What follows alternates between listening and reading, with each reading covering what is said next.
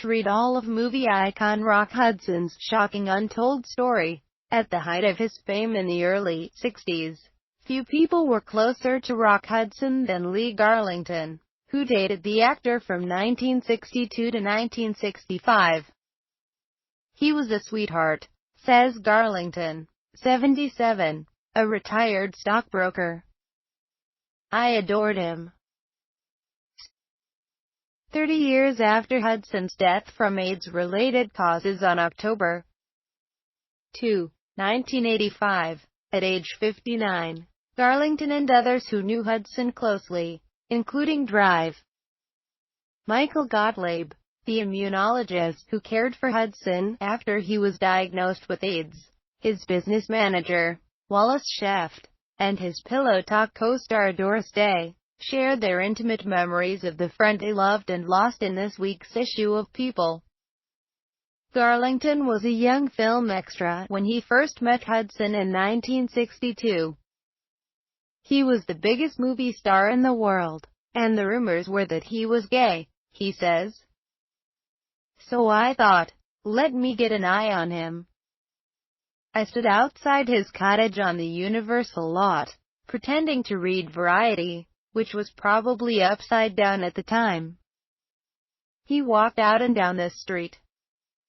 He looked back once. That was it."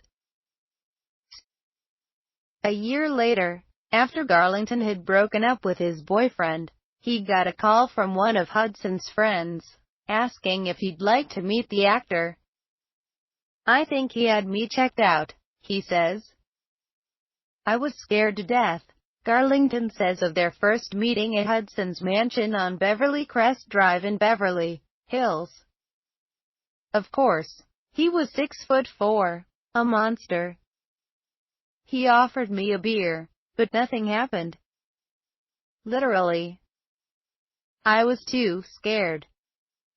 He said, "Well, let's get together," and we did.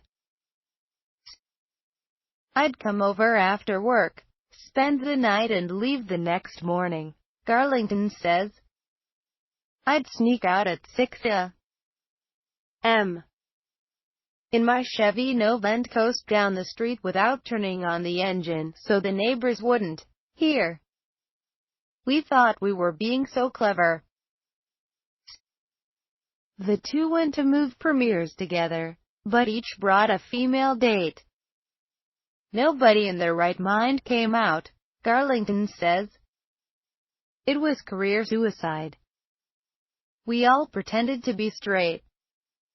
Once we met Paul Newman and his wife Joanne Woodward at a premiere. He looked at me and smiled.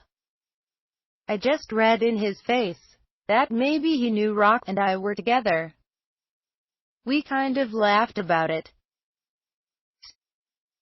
Hudson never had to ask him to keep their relationship a secret. He assumed I would, and I did, Garlington says. He wasn't paranoid.